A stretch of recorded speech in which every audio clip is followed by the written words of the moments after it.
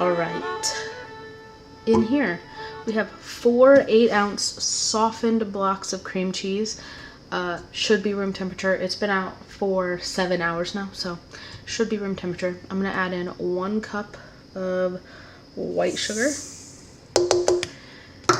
paddle attachment, and then we are gonna let this mix together for about 3 minutes. Okay, now I'm gonna add 4 room temperature eggs, 1 at a time.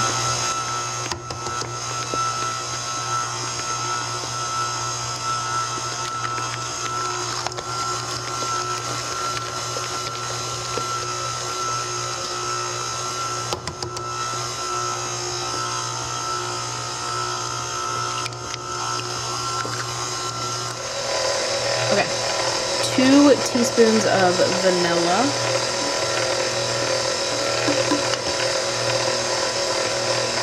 And a 1/4 teaspoon of salt. And now I'm going to add a 1/2 cup of heavy whipping cream.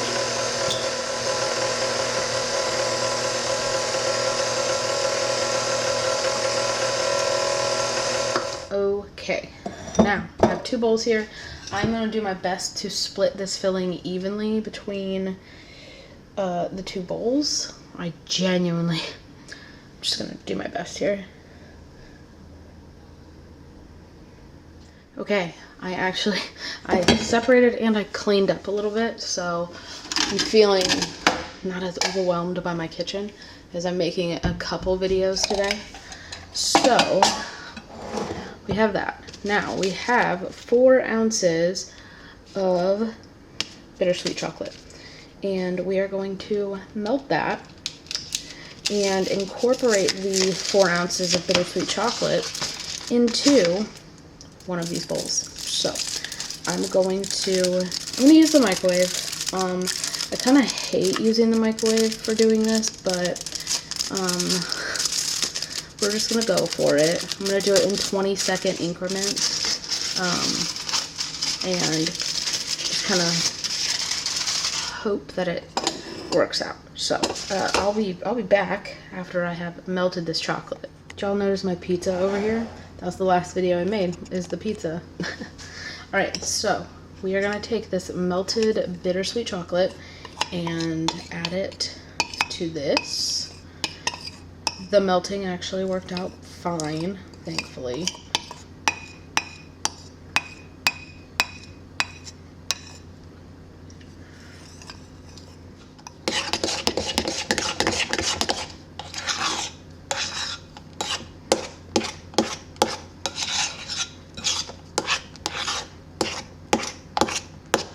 Alright, that looks really tasty. I'm gonna taste it.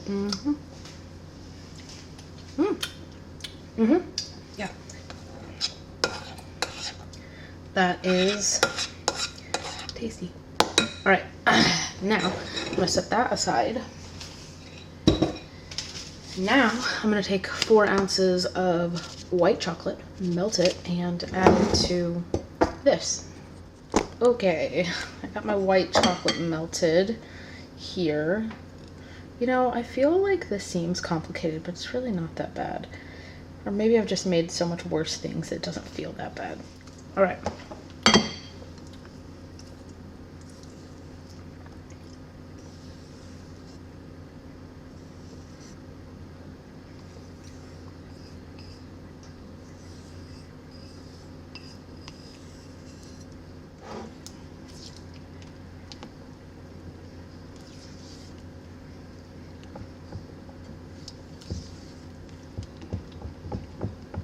You know, the bad thing about this is I can't tell how well it's mixed in. This.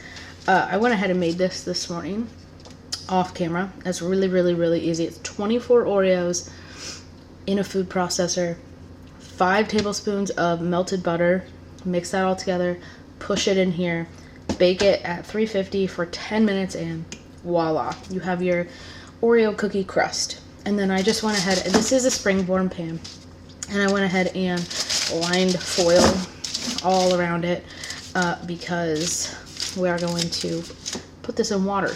So We don't want it leaking everywhere. I don't think I did a very good job with the foil, but whatever. So, let me just double check that we put the white on the bottom. Pour the white chocolate cheesecake batter into the crust. All right.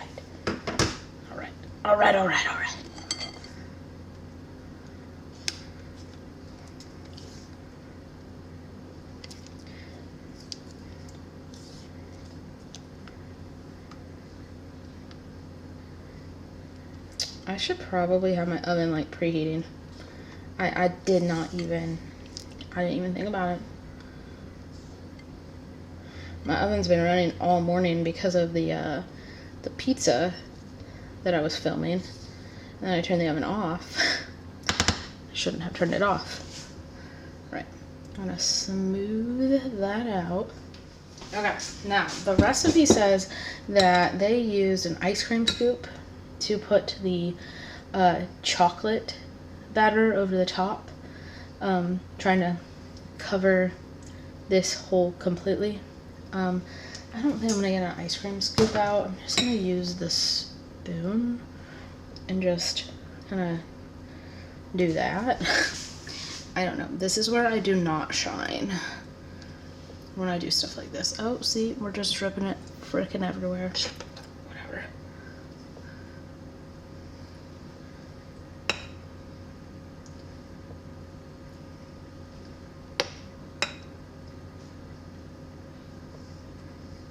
Okay, I'm not gonna make you all watch this. I'll be back when I have it like not looking like poop. All right, that is what it looks like. It says to put it in a roasting pan. So this is the only pan that I had that was big enough that would actually fit it. And now I'm gonna fill it about halfway with really, really hot water. And then I'm gonna put it in the oven at 325 for about 65 minutes. So let me fill this up.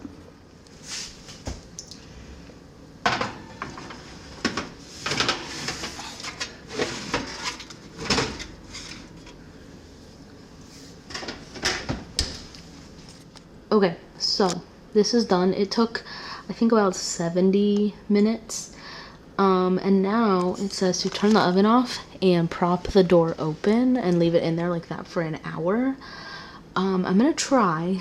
Our oven has like an alert thing that goes off if you leave your oven open. So I'm gonna try to just barely prop it open, and we'll see. But I'll be back in an hour to at least just take this out of the oven, and then I will show you guys the next step. All right, for the ganache topping, we are gonna put a half cup of heavy whipping cream in this pan, and we are going to warm it. We're not gonna boil it. We don't want to boil it. That's what it says. So we're not boiling it. And then we're gonna take 4 ounces of a semi-sweet, or it said you could use like the more bitter chocolate. I chose the semi-sweet, and we're gonna break it up and put it in a dish, and then we're gonna pour this warmed cream over the top, put some foil over it, and let it melt. So let's go break this up.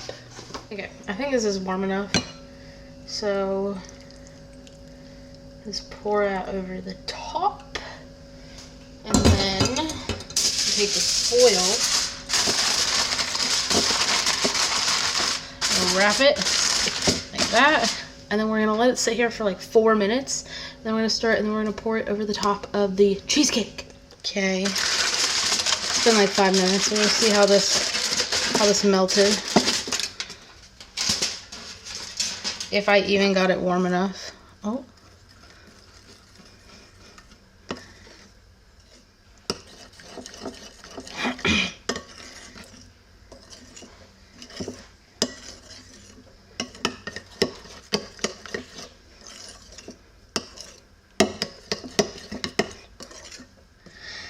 Anyway, that's the liquid from the top. So I took it out of the oven after it sat there for an hour, let it sit out on a baking rack thingy for another hour. Then I put it in the fridge overnight. Also, it did say in order to tell when your cheesecake is done, you notice the holes here. If you probe it with a thermometer, if it's between 150 and 155, it's done. And also, you don't need to worry about the holes because the ganache is going to be on the top. So, now,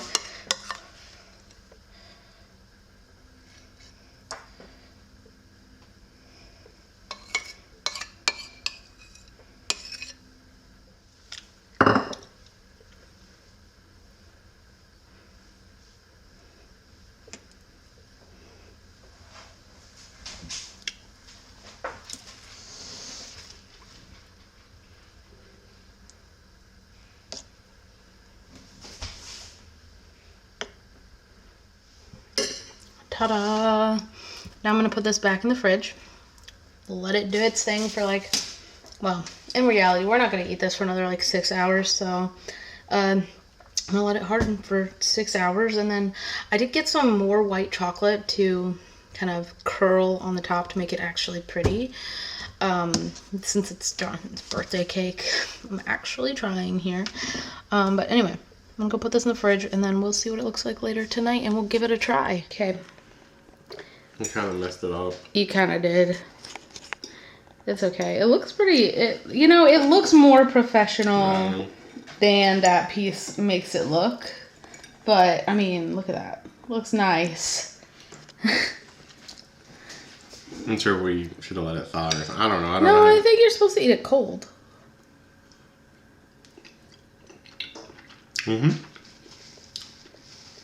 It's way better than any cake you get from the store.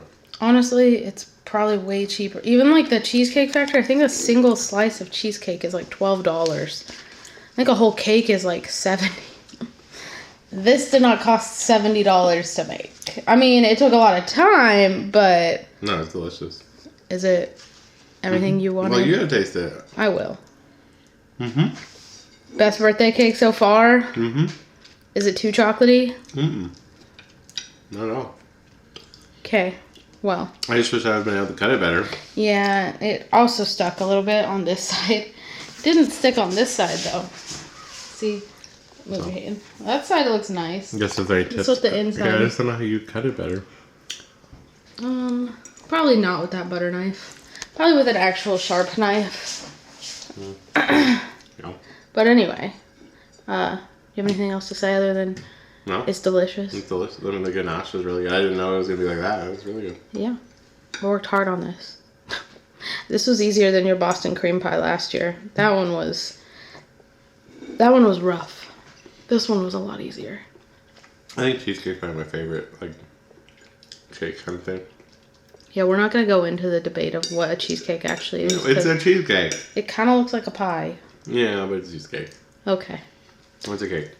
Anyway, we're going to go so I can taste this because I have not tasted it yet. Will I like it? You'll like most of it. You don't like a lot of chocolate. You don't like chocolate cake. It doesn't say like it tastes like chocolate cake, but you don't love chocolate, so I'd say you'd give it a 7 out of 10. Like, what do you give it? I 10 out of 10. Yeah, he is right. He knows me pretty well. I do not love... I like chocolate. I just don't... You'll admit that it's really good. I like brownies. Yeah. I'm just saying, I think you'll say it's really good, but... I would prefer just a plain. Yep. Probably. Alright, well, we're gonna hang it up so I can taste it. Happy birthday! Love you! Okay, bye.